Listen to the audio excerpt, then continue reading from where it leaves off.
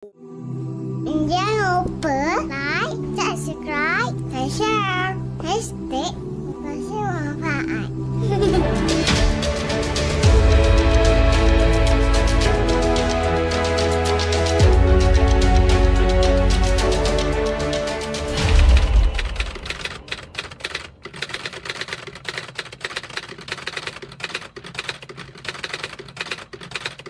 Fi jannatin aliyah. Di manakah mereka ini ditempatkan?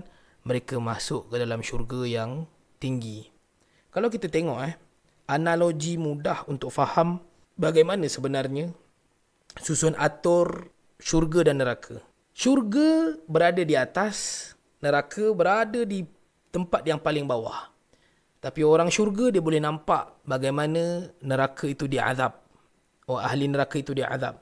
Sebab tu dalam suratul Mulk Allah Subhanahu wa taala menyebutkan bila mana dicampakkan, dilepaskan dia macam ni ni dilepaskan. Dilepaskan tu ulqu. Dilepaskan ahli-ahli neraka ini ke dalam neraka. Maksudnya jauh. Sami'u laha, akan dengar daripada neraka itu bunyi tempikan. Syahiqan wa hiya tafur. Dan neraka itu bila dia masuk ke dalamnya, dia bergelocak, melambung-lambung. Wa hiya tafur. Takadu tamayyazu minal ghaiz. Ianya adalah seumpama satu bekas yang dipenuhi air yang panas meluap-luap.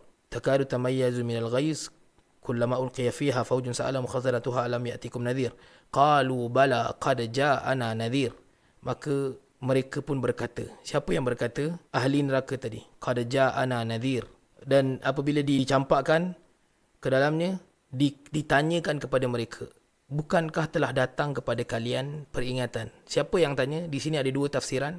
Yang pertamanya malaikah dan yang keduanya ahli syurga sendiri. Engkau orang masuk neraka. Kerana kesiannya ahli syurga ni kepada ahli neraka, kerana dilihat oleh ahli syurga itu kepada ahli neraka, maka ahli syurga tertanya-tanya, kita ni masuk syurga dan kalian masuk neraka, kalian tak dapat peringatan ke? Takkan tak ada sesiapa tegur kalian? Alam ya'tikum nadhir. Bukankah telah datang kepada kalian peringatan sama macam kami? Kata ahli neraka, qalu bala qad ja'ana nadhir. Betul sangat-sangat. Telah datang kepada kami peringatan. Fakadzabna. Tapi kami dustakan. Ustaz dah tegur. Dalam TikTok dah keluar. Kan? Kami buat tak tahu, kami tak kisah Tuhan murka ke, suami marah ke, orang sakit hati ke, zalim dengan manusia ke, kami buat tak tahu, kami dustakan. Fakadzabna wa qulna ma nazzalallahu min syai'. Kami katakan apa yang Allah turunkan itu tak ada apa pun sebenarnya. In antum illa fi dalalin kabir. Melainkan sebenarnya kalian ini adalah orang yang duduk dalam kesesatan yang besar. Orang-orang yang mereka ini merasakan dosa pahala ini adalah satu ukuran yang mereka sangka mereka boleh ukur. Orang-orang ini sebenarnya adalah orang-orang yang kita boleh anggap sebagai sombong dengan Tuhan. Tuan-tuan, kita kena faham dosa dan pahala ini bukanlah sesuatu yang menjadi urusan kita. Di mana kita tak mampu untuk, kita tak ada satu alat, kita tak ada kemampuan untuk mengukurnya. Syurga dan neraka itu bukan milik kita. Dosa dan pahala itu juga bukan urusan kita. Yang mana menjadi tanggungjawab kita adalah untuk sentiasa berusaha. Usaha. Bukan mengukur-ngukur bulan ni macam belum sedekah. Sedekahlah 100, 300, RM50.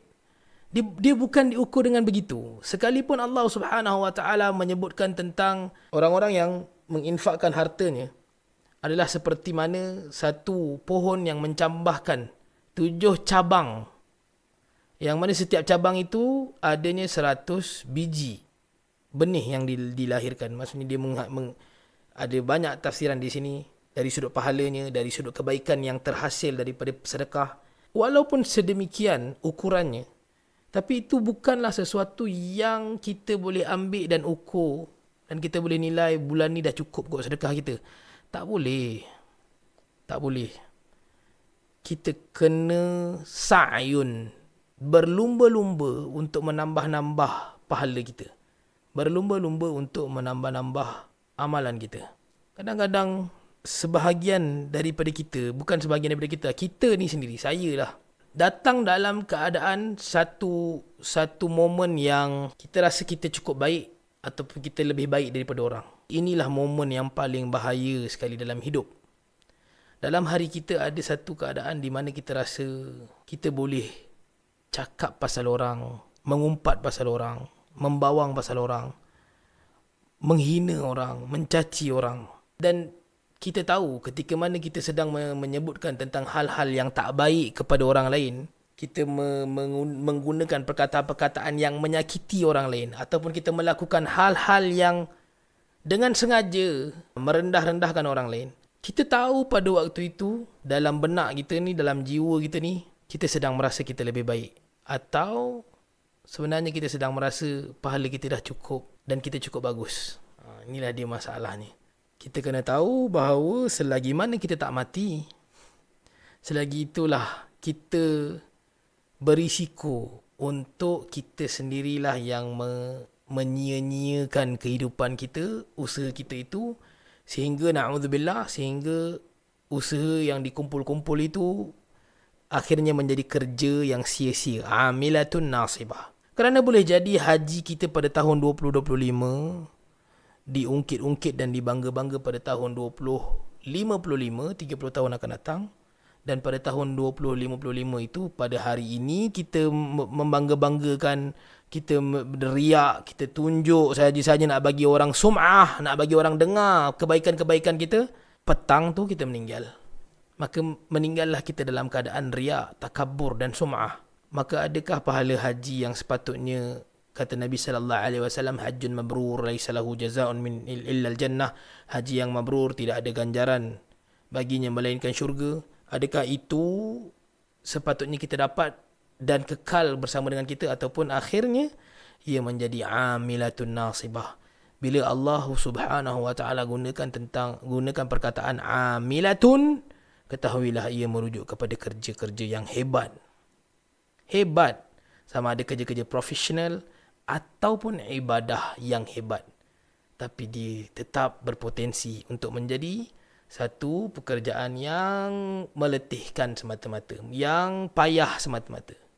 Na'udzubillah min dhalik. Abu'u laka bini'matika alayya wa abu'u